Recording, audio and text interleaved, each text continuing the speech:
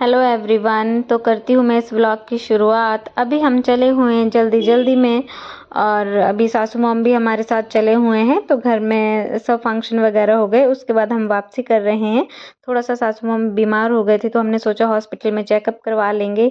लेकिन हम जैसे ही हॉस्पिटल पहुँचे हैं तो वहाँ पे इनको फिर एडमिट कर लिया था, क्योंकि इनको हो गई थी बहुत ज़्यादा डिहाइड्रेशन की प्रॉब्लम।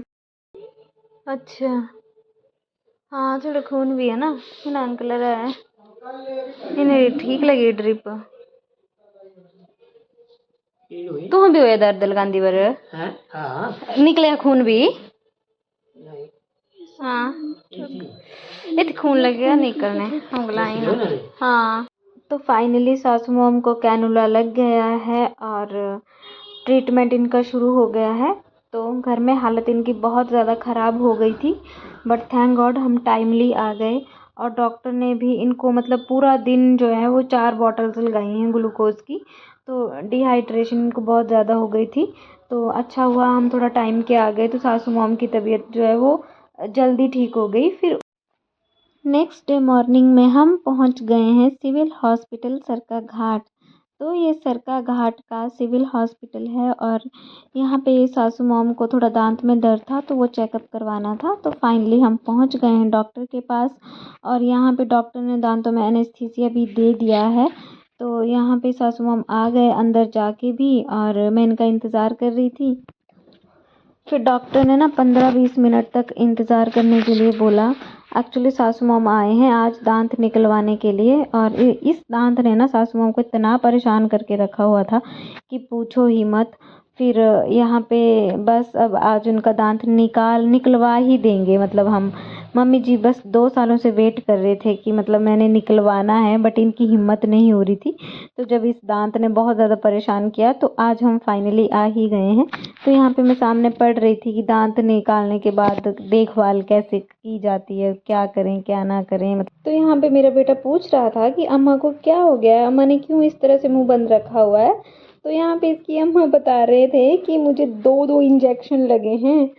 तो मैं भी हैरान हो गई कि भाई अम्मा को बस 2-2 ही लग रहे हैं आजकल इंजेक्शन। और यहाँ पे इन आंटी जी का नंबर आ ही नहीं रहा था, तो ये डॉक्टर के पास गए पूछने के लिए कि मेरा नंबर कब आएगा। तो फाइनली डॉक्टर ने उनको बुला ही लिया अंदर दांत निकलवाने के लिए, और यहाँ पे हम लोग बैठे हुए हैं अब, क्योंकि इसके बाद डायरेक्ट मम्मी जी का नंबर था। और ये यहाँ पे तो आंटी जी दांत निकलवा के आ भी गए, बहुत फास्ट सर्विस है। और मम्मी जी अभी अंदर चले गए हैं। तो मैं इनको पूछ रही थी कि आपको पेन तो नहीं हुआ, तो ये कहते बिल्कुल नहीं हुआ। और यहाँ पे डॉक्टर भी आ गए बाहर, तो इसका मतलब कि मम्मी जी का भी हो गया ट्रीटमेंट। तो यस मम्मी जी भी आ गए हैं बाहर। तो फाइनली जो है वो 2 सालों से इस दांत का दर्द झेल रहे थे, और आज इन्होंने फाइनली जो है इस दांत को निकलवा ही दिया। और फिर उसके बाद हम लोग आ गए हैं हॉस्पिटल से बाहर, और यहाँ पे मेडिकल स्टोर में ली हमने दवाइयाँ। और यहाँ पे मेरी दीदी आ गए थे, सिस्टर इन लॉ। तो हम साथ में थे। फिर हम यहाँ दवाई लेने के बाद चले हुए थे, और रास्ते में दिख गए हमें सब्जी वाला, और यहाँ पे टमाटर दिख गए हमको रीज़नेबल रेट पे, जो कि 50 रुपये किलो थे। तो फिर हमने बहुत खुश होकर ले लिए। और वैसे यहाँ पे रेट चल रहा है 100 रुपये किलो। तो आप भी बताइए कि आपके वहाँ क्या रेट है। फिर हम पहुँच गए दीदी के क्वार्टर में, और वहाँ पे दीदी ने दिया है देसी खीरा खाने के लिए। तो वाह, देसी खीरे से तो मतलब देख के सुकून मिल गया कि आजकल के टाइम में देसी चीज़ें खाने को बहुत कम मिलती हैं। और यहाँ पे फिर आजकल देसी खीरे का सीज़न भी चला हुआ है। और फिर मैंने फटाफट खीरा काटा, और यहाँ पे दीदी नमक भी लेके आए थे, मतलब गांव से। और ये जो है इसमें काफ़ी सारी देसी चीज़ें डली होती हैं, जैसे भावरी, काली मिर्च, नमक, गरम मसाला वगैरह, तो सब कुछ डाला होता है इसमें। और तो ये मैं अब इसको खाने वाली हूँ, तो मैं टेस्ट करके देख लेती हूँ कि किस तरह का टेस्ट है, कैसा नमक बना हुआ है। तो दीदी कह रहे थे इसके कलर पे मत जाओ, टेस्ट जो है वो बहुत बढ़िया है। तो मैंने कहा भाई मैं टेस्ट करके देखती हूँ। और जब मैंने टेस्ट किया तो वाह, बहुत ही यम्मी था।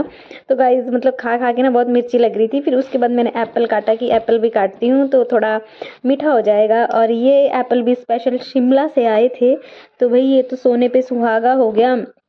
और गाइस इसी के साथ मैं व्लॉग को भी एंड कर रही हूँ और आई होप आपको यह ब्लॉग पसंद आए। तो प्लीज़ ब्लॉग को ना पूरा देखा कीजिए, मतलब स्किप मत किया करिए और लाइक ज़रूर करिए। तो गाइस मिलते हैं फिर नेक्स्ट व्लॉग में, तब तक के लिए bye bye, take care and thanks for watching. तो गाइस अगर व्लॉग पसंद आए तो प्लीज़ लाइक ज़रूर कीजिए और जिन्होंने अभी तक सब्सक्राइब नहीं किया है वो चैनल को सब्सक्राइब कर लीजिए। Thank you.